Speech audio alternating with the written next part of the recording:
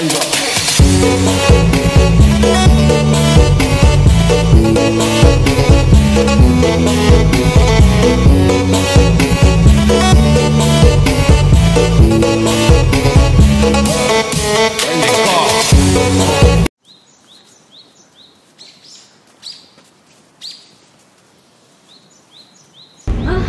sosial?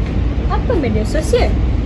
Media sosial ialah platform digital yang membolehkan individu berkomunikasi, berkongsi maklumat, idea, gambar, video dan kandungan lain secara dalam talian.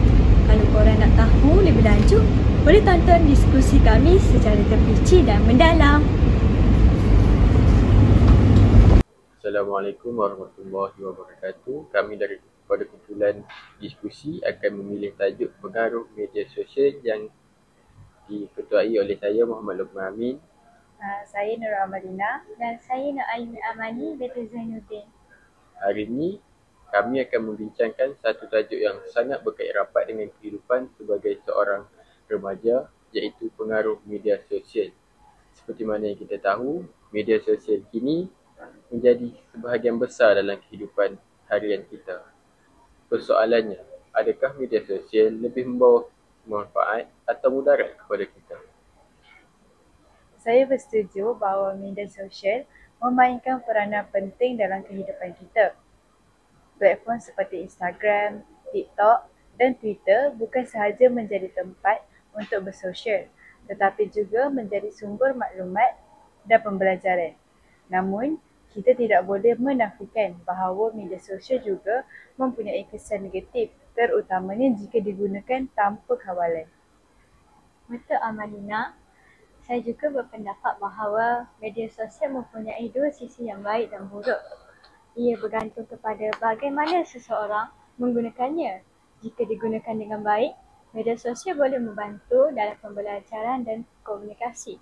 Tetapi jika disalahgunakan, ia boleh memberi kesan negatif kepada kesihatan mental dan prestasi akademik. Nampaknya kita semua telah bersetuju bahawa media sosial mempunyai pengaruh yang besar terhadap pengguna. Jadi, mari kita bincangkan lebih lanjut tentang kebaikan dan keburukan media sosial dan peranan beberapa pihak dalam membendung ketagihan terhadap media sosial. Ayumi, apa pandangan awak? Saya rasa media sosial memberikan banyak kebaikan dan kemudahan dalam pelbagai bidang seperti bidang ekonomi, pemasaran, perniagaan dan teknologi maklumat dan lain-lain. Teknologi digital yang berkembang pesat membolehkan pelajar mencari bahan rujukan, berkongsi pendapat dan berinteraksi dengan tenaga pengajar tanpa batasan geografi. Sebagai contoh, perkembangan media sosial kini membuka lebih banyak peluang kepada pelajar dan pendidik untuk meneroka maklumat dan pengetahuan. Selain itu, perkembangan teknologi maklumat telah menyebabkan pengaruh media sosial digunakan secara meluas dalam proses pengajaran dan pembelajaran PET dan PDT di peringkat sekolah maupun di IPA. Perkembangan teknologi kini juga berupaya untuk menarik golongan pendidik dan pelajar agar turut aktif dalam pengajaran dan pembelajaran dengan menggunakan alat-alat teknologi seperti YouTube, Google Classroom, Zoom dan Microsoft Teams digunakan secara meluas dalam proses pengajaran dan pembelajaran. Guru dan pensyarah dapat memanfaatkan teknologi ini untuk menyampaikan kandungan secara lebih menarik. Contohnya melalui video pendidikan, infografik dan kuis interaktif. Hal ini bukan sahaja meningkatkan pemahaman pelajar, malah turut menggalakkan pembelajaran sendiri yang lebih fleksibel dan berkesan. Saya setuju dengan Ayumi. Bukan itu sahaja, media sosial juga dijadikan pilihan utama sebagai alat pemasaran dan dilihat sebagai sebahagian daripada strategi komunikasi pemasaran terbaik bagi sesebuah firma perniagaan. Hal ini kerana pemasaran melalui media sosial mampu mewujudkan pasaran yang lebih luas dengan kos pelaksanaan yang rendah. Usahawan kini dapat memanfaatkan platform seperti Facebook, Instagram dan TikTok untuk memasarkan produk mereka dengan lebih meluas. Dengan adanya algoritma pintar dan periklanan digital, peniaga boleh memasarkan pelanggannya sesuai berdasarkan minat dan kecenderungan mereka. Hal ini memberikan kelebihan kepada perniagaan kecil dan sederhana untuk bersaing dalam pasaran global tanpa perlu melabur dalam pemasaran konvensional yang lebih mahal. Betul Tuan Melina, media sosial juga merupakan platform atas talian yang membolehkan para pengguna bersosial dan saling bertukar maklumat sesama pengguna. Selain itu, penggunaan media sosial dengan mengamalkan gaya ajaran Islam dapat mengelakkan pengguna daripada terus-menerus menyebarkan maklumat yang berunsur negatif. Kandungan maklumat adalah perkara yang sangat penting kerana ia akan menentukan adakah maklumat tersebut dapat disalurkan secara berkesan kepada pengguna-pengguna yang lain. Hal ini untuk mencapai tujuan dan pelaksanaan penyebaran maklumat. Bukan itu sahaja, media sosial juga menghubungkan individu daripada pelbagai latar belakang dan juga lokasi. Ia membolehkan komunikasi berlaku secara dalam talian melalui mesej, panggilan video atau siaran langsung. Kemudahan ini telah membawa kepada perubahan yang besar dalam masyarakat untuk berinteraksi sama ada dalam urusan peribadi, pekerjaan maupun pendidikan. Sebagai contohnya, seorang pelajar antarabangsa dapat mengikuti kuliah secara maya tanpa perlu berada secara fizikal di institusi pengajian mereka. Namun, walaupun media sosial memberikan banyak manfaat, ia juga mempunyai cabaran tersendiri. Penggunaan secara berlebihan boleh mengakibatkan ketagihan digital, masalah privasi dan penyebaran maklumat palsu yang boleh menjejaskan masyarakat setempat. Oleh itu, sebagai pengguna, kita haruslah bijak dalam mengawal media sosial dan memastikan bahawa ia dapat memberikan manfaat secara positif untuk meningkatkan kualiti hidup dalam pelbagai aspek. Saya setuju. Pada masa yang sama, media sosial juga boleh memberi kesan negatif. Antaranya ialah kualiti komunikasi individu dengan ibu bapa mereka menjadi semakin rendah. Hal ini kerana mereka lebih gemar menghabiskan masa dengan mengakses internet, bermain permainan video dan telefon pintar berbanding berinteraksi dengan keluarga, terutamanya ibu bapa mereka. Kesan daripada ketaksuban terhadap media sosial dan teknologi telah menjauhkan komunikasi mereka dengan persekitarannya. Media sosial juga boleh mengubah norma dan nilai dalam institusi keluarga. Dahulu, keluarga mengamalkan budaya berbual dan berkomunikasi cerita sebagai aktiviti rutin. Namun, dalam era digital ini, amalan tersebut semakin berkurangan kerana ahli keluarga lebih sibuk dengan peranti masing-masing. Kurangnya interaksi ini boleh menyebabkan jurang komunikasi antara generasi di mana ibu bapa sukar memahami dunia anak-anak mereka, manakala anak-anak pula kurang menghormati atau menghargai pandangan ibu bapa mereka. Tanpa interaksi sosial yang mencukupi dalam dunia nyata, ramai individu mengalami kesukaran untuk membina kemahiran komunikasi yang baik. Mereka menjadi kurang mahir dalam mengekspresikan perasaan secara lisan dan bergantung kepada mesej teks atau emoji untuk berkomunikasi.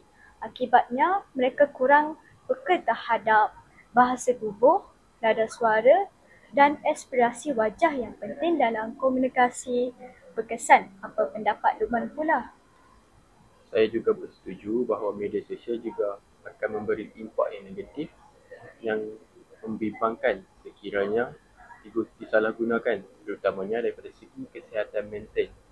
Ketagihan media sosial berlaku apabila pengguna menghabiskan terlalu banyak masa di dalam platform tersebut yang merangsang pelepasan dopamin dalam otak yang menciptakan rasa ganjaran yang berlaku secara berterusan.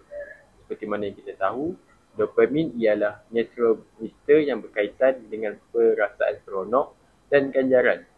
Setiap kali seseorang tersebut menerima like, komen atau notifikasi yang baru, otak akan merangsang mereka dan akan mengalami peningkatan dopamin yang menyebabkan mereka merasa dihargai dan juga rasa gembira. Lama kelamaan, individu tersebut akan menjadi ketagih dengan perasaan ini dan terus menggunakan media sosial untuk mendapatkan lebih banyak rasa ganjaran tersebut. Menurut Jessica, dalam khasmat mental health, mereka bentuk aplikasi media sosial sengaja dicipta untuk memanipulasi otak secara terus untuk melibatkan diri yang akhirnya menyebabkan mereka ketagihan yang menyerupai tingkah laku kompulsif lain. Ketagihan media sosial dikaitkan dengan peningkatan risiko kemurungan, kebimbangan dan harga diri yang rendah. Ketagihan ini bukan sahaja mempengaruhi kesejahteraan emosi, tapi juga menyebabkan perubahan neurologi dalam otak yang boleh menjejaskan tingkah laku dan kesejahteraan individu tersebut dalam jangka masa panjang. Kajian juga telah menunjukkan bahawa remaja yang menggunakan media sosial secara berlebihan 3 kali lebih berisiko untuk mendapat kemurungan.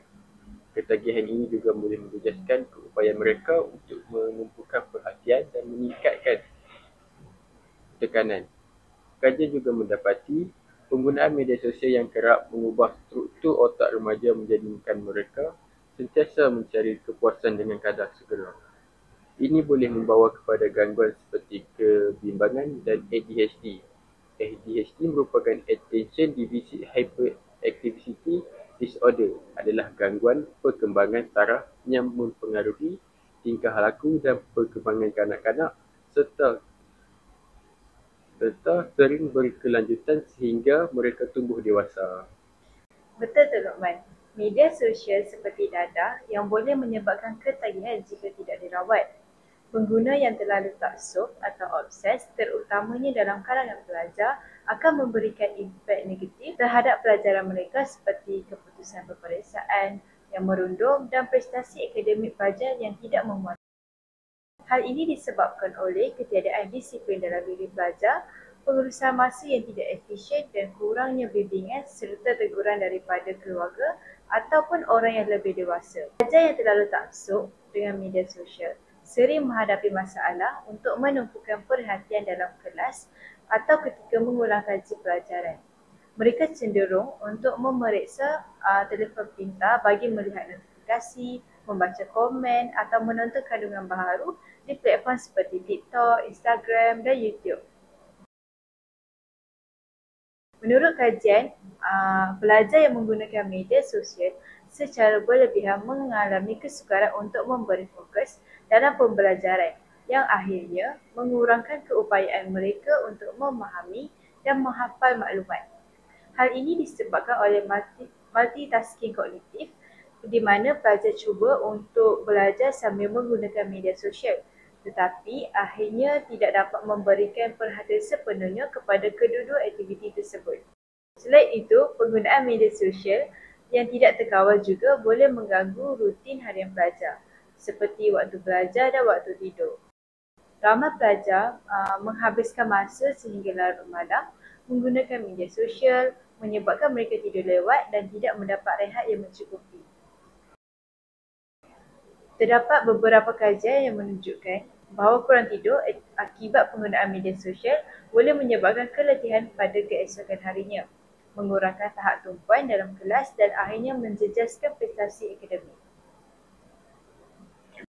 Terima kasih Amalina atas hujah yang disampaikan yang begitu menarik sebentar tadi. Baiklah, sekarang kita akan beralih pula kepada peranan beberapa pihak dalam membendung ketagihan media sosial. Pada pandangan saya, dalam usaha mengatasi isu media sosial, peranan institut amatlah penting dalam membendung masalah ini. Institut bukan hanya tempat untuk mencapai kekayaan akademik, akan tetapi juga mampu membentuk pelajar secara holistik. Beberapa langkah boleh diambil oleh institut termasuklah menyediakan struktur pembinaan tetap dan berbagai aktiviti co-curriculum yang dapat mengurangkan keberantaman pelajar terhadap media sosial. Salah satu usaha yang boleh dilakukan ialah program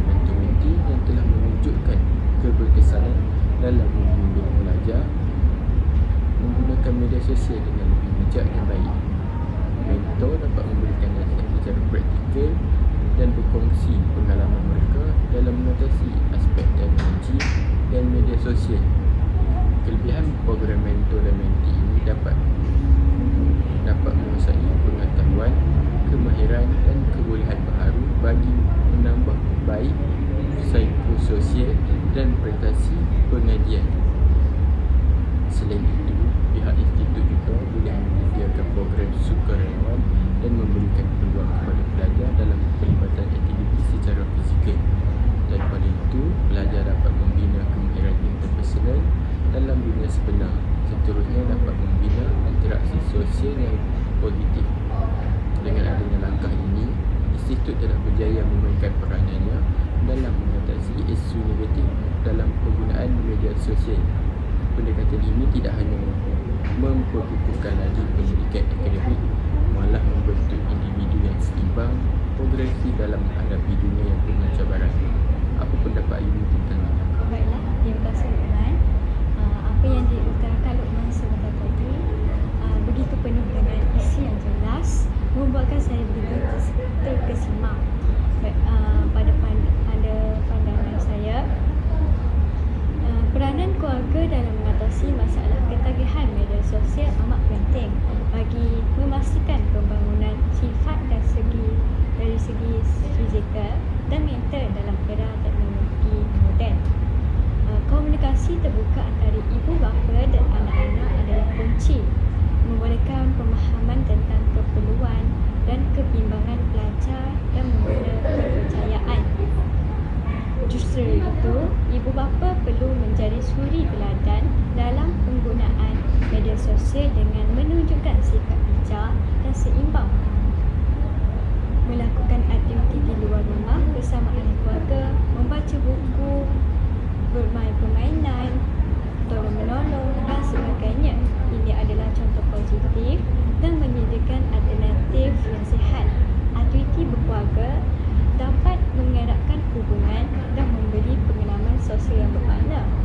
Di samping itu, peranan keluarga terhadap pengetahuan teknologi tentang media sosial adalah sangat penting. Mereka yang memahami pelbagai platform, misalnya platform Telegram, Instagram, Facebook dan WhatsApp, ini berfungsi boleh memberi bimbingan dan nasihat yang berguna dan lebih berkesan. Bahkan juga keluarganya, terutamanya ibu bapa, mempunyai hak untuk menyekap penggunaan media sosial dan mengawal tempoh penggunaannya seperti aplikasi ataupun platform media. Hal ini seringkali disebutkan kerana dengan didikan daripada ibu bapa sejak dahulu lagi mampu mengatasi masalah ketagihan media sosial, dan didikan ini termasuk mengajar kanak-kanak risiko dan kesan negatif penggunaan berlebihan. Bab kata pepatah meluntur buluh ialah dari dukungnya. Itu sahaja daripada saya. Mungkin Malina ingin menyatakan pendapatnya lebih lanjut. Terima kasih Ayuni. Baiklah, saya beranggap bahawa diri sendiri juga memainkan peranan penting kerana diri sendiri adalah kunci utama segala perkara ketagihan media sosial. Jika ada pelajar atau individu yang menginginkan kebebasan daripada ketagihan penggunaan media sosial, pelajar haruslah melakukan aktiviti yang bermanfaat yang dapat mengisi masa lapang seperti bersukan, membaca buku, bermain catur dan lain-lain. Selain itu, diri sendiri iaitu sebagai seorang pelajar hendaklah menyediakan jadual harian yang berstruktur supaya pelajar dapat mengurus masa dengan lebih teliti dan terkawal dan mengelak daripada terjebak dalam corak penggunaan yang tidak produktif. Dari sudut lain,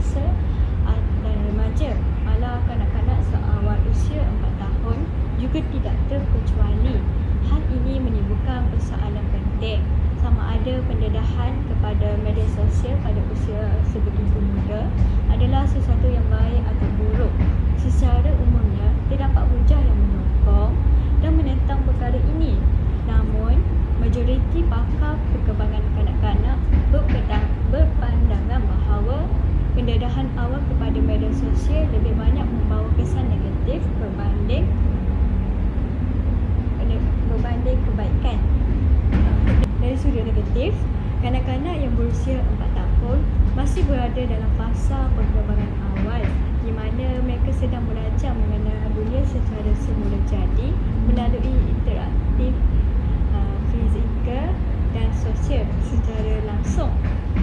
Pendadahan kepada media sosial pada usia ini boleh mengganggu perkembangan kognitif dan emosi mereka.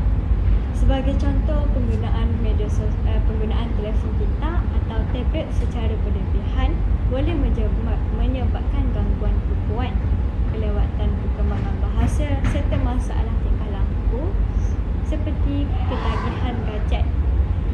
Selain itu, kandungan di media sosial tidak semuanya sesuai untuk tontonan kanak-kanak.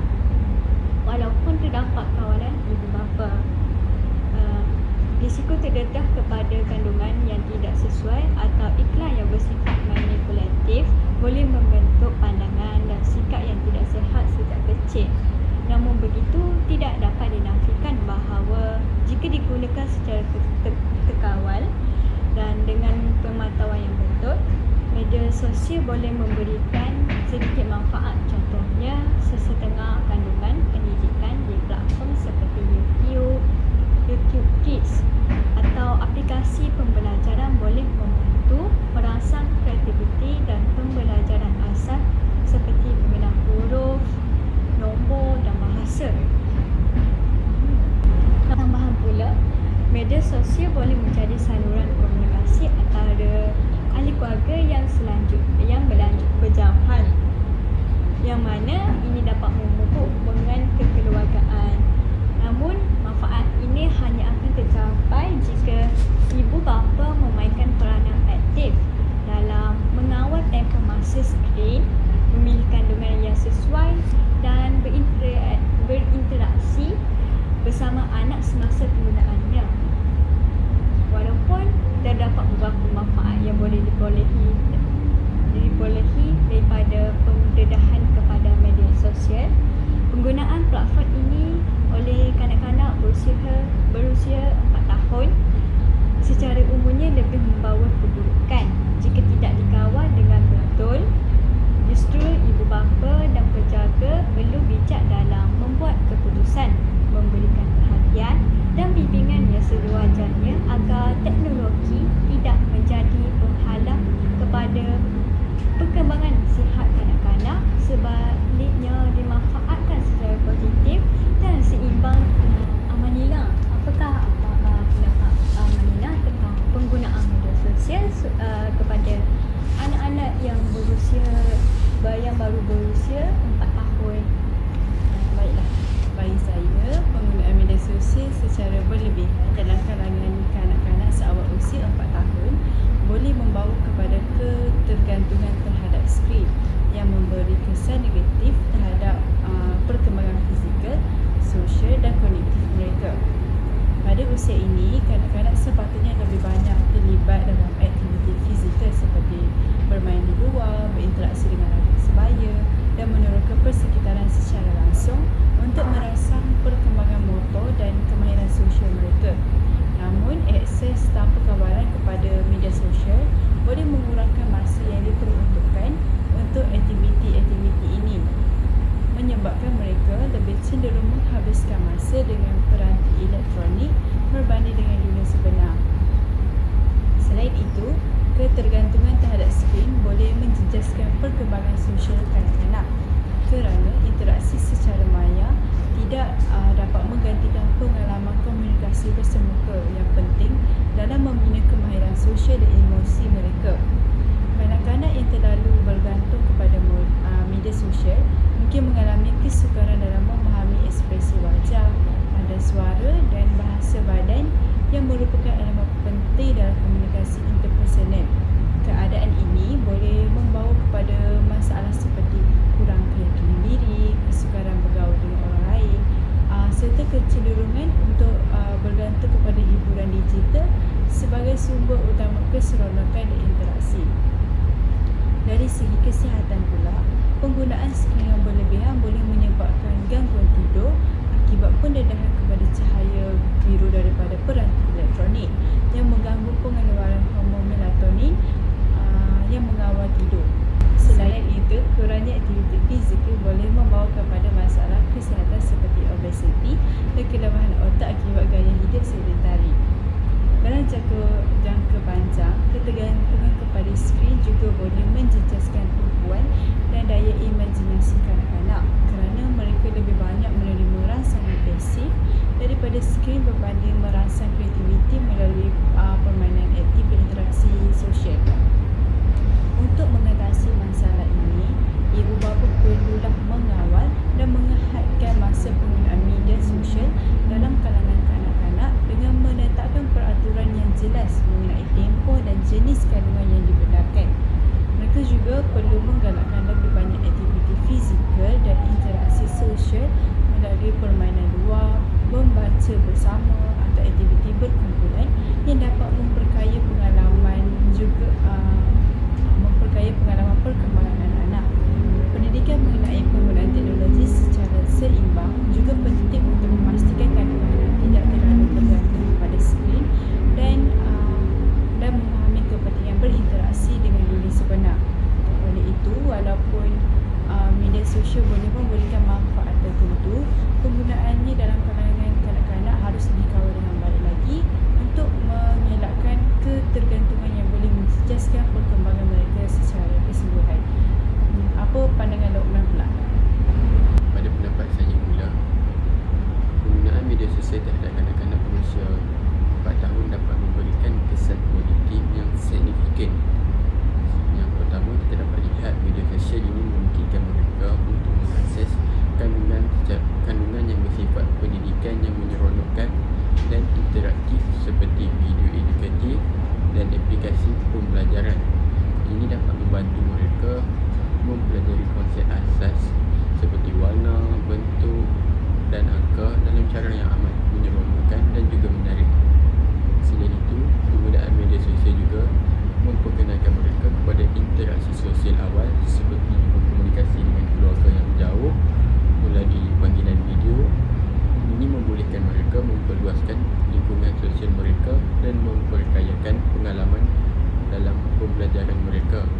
Dalam proses ini, kanak-kanak dapat mengembangkan kemahiran motorik halus melalui penggunaan aplikasi yang memerlukan interaksi sentuhan pada skrin. Sebagai contohnya, aplikasi ini akan meminta mereka untuk menyentuh dan menggeser objek untuk mempelajari bentuk dan juga warna. Selain itu, media sosial juga dapat membantu kanak-kanak ini untuk meningkatkan kemampuan kognitif mereka dengan memperkenalkan konsep matematik dasar seperti menghitung dan membandingkan ukuran. Namun, penting untuk kita ingat bahawa penggunaan media sosial pada usia ini haruslah diawasi secara ketat oleh ibu bapa atau pendidik untuk memastikan kandungan yang mereka akses adalah sesuai dan bermanfaat bagi perkembangan mereka.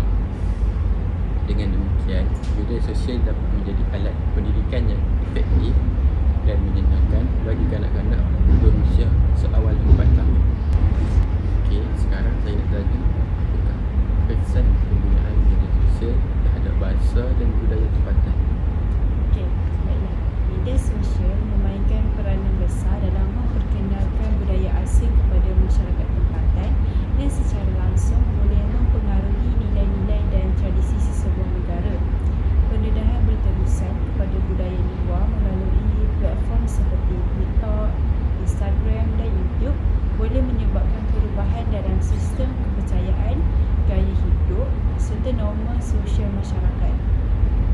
Sebagai contoh, nilai-nilai barat yang menekankan kebebasan individu dan gaya hidup bebas semakin diterima oleh generasi muda yang kadang-kala bertentangan dengan nilai tradisional seperti kepatuhan kepada adat, hormat kepada orang tua dan kesejahteraan komuniti. Selain itu, pengaruh budaya asing turut memberi kesan kepada gaya hidup dan fashion, di mana trend pakaian casual dan diet ala barat semakin menggantikan pakaian tradisional serta makanan tempatan yang dahulunya menjadi kebanggaan budaya sesebuah negara. Selain itu, bahasa dan cara komunikasi juga mengalami perubahan akibat penggunaan istilah asing yang semakin meluas dalam kalangan generasi muda. Terdapat beberapa penggunaan kata-kata yang menggantikan perkataan dalam bahasa ibunda sekaligus pencemaran bahasa dan penurunan tahap kecekapan dalam penggunaan bahasa tempatan. Fenomena ini semakin membimbangkan apabila media sosial terus mempromosikan budaya hedonisme dan individualisme yang menekankan keseronokan, kebebasan serta kemewahan sebagai ukuran kejayaan. Kesannya, sebahagian masyarakat lebih terpengaruh dengan gaya hidup selebriti digital berbanding nilai-nilai moral dan sosial yang menjadi asas kepada identiti budaya mereka. Jika pengaruh ini tidak dikawal, identiti budaya tempatan boleh terhakis apabila generasi muda lebih cenderung kepada seni, muzik dan gaya hidup luar sehingga mengabaikan warisan budaya sendiri. Bagi memastikan keseimbangan antara pertukaran budaya dan pemeliharaan identiti tempatan, langkah-langkah perlu diambil untuk mengawal kesan pengaruh budaya asing. Pendidikan budaya harus diperkukuhkan bagi meningkatkan kesedaran tentang kepentingan seni, adat lisan dan sejarah bangsa. Selain itu, penghasilan dengan tempatan di media sosial yang menonjolkan keunikan budaya sendiri harus digalakkan supaya tidak kalah dengan dominasi budaya luar. Kempen memperkasakan bahasa kebangsaan juga wajar diperhebat untuk mengelakkan pencemaran bahasa akibat penggunaan istilah asing yang berlebihan. Ibu bapa dan pihak berkuasa juga perlu lebih peka terhadap kandungan yang ditonton oleh generasi muda bagi memastikan nilai-nilai yang bertentangan dengan budaya tempatan dapat dibendung. Oleh itu, walaupun media sosial memberi peluang kepada masyarakat untuk meneruskan budaya luar, keseimbangan harus dicapai agar pengaruh budaya asing tidak mengancam jati diri dan warisan bangsa. Pada pandangan Ayumi pula, apakah kesan penggunaan media sosial terhadap bahasa dan budaya? Pada pandangan ini, penggunaan media sosial memberi kesan yang ketara terhadap budaya dan bahasa, terutamanya dalam kalangan generasi muda. Dari segi budaya, media sosial mendorong peniruan gaya hidup barat yang dilihat sebagai moden dan menarik sehingga menyebabkan nilai-nilai tradisional serta adat tempatan semakin ditinggikan. Misalnya pakaian, cara bercakap serta gaya hidup yang ditonjolkan di media sosial sering diikut tanpa menilai kesesuaiannya dengan budaya tempatan. Hal ini boleh menyebabkan generasi muda kehilangan jati diri dan semakin kurang menghargai warisan budaya sendiri. Dari aspek budaya bahasa pula, penggunaan bahasa rojak, singkatan perkataan dan gaya penulisan tidak formal yang meluas di media sosial boleh menyejaskan penggunaan bahasa yang betul, khususnya dalam bahasa Melayu.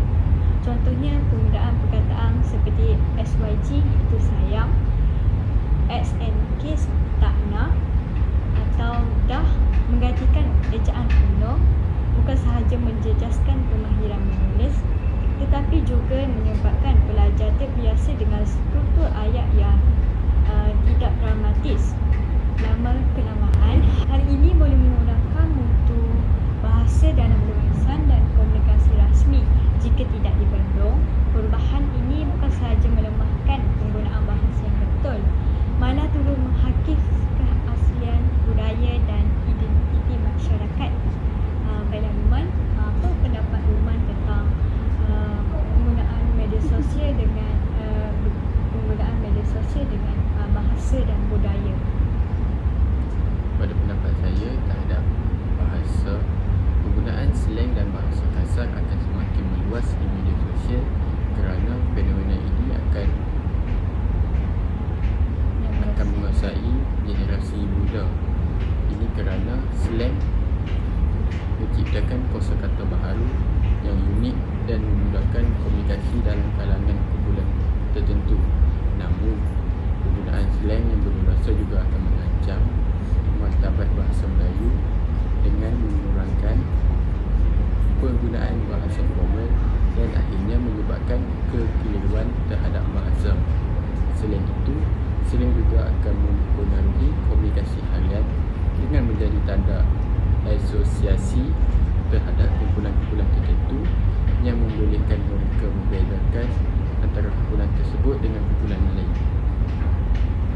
Penting untuk mencari keseimbangan penggunaan bahasa informal dan juga formal untuk memelihara martabat bahasa Melayu dalam memastikan komunikasi akan berlaku secara efektif dalam situasi formal atau tidak formal. Dalam situasi formal seperti waktu bekerja atau waktu belajar, penggunaan bahasa formal sangat penting untuk memastikan kita dapat menunjukkan nilai kesopanan dan profesionalisme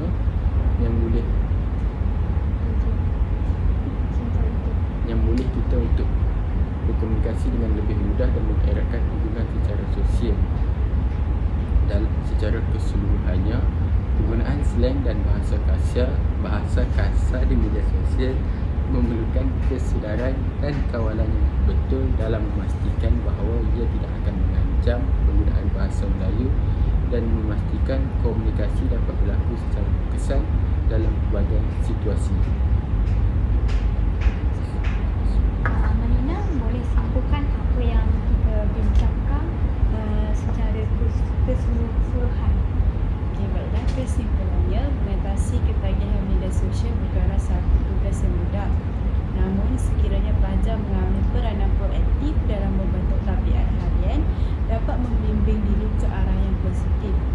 Itu sahaja daripada kami. Terima kasih kerana sudi menjadi mata dan telinga sepanjang kami berdiskusi. Diharapkan apa yang kami sampaikan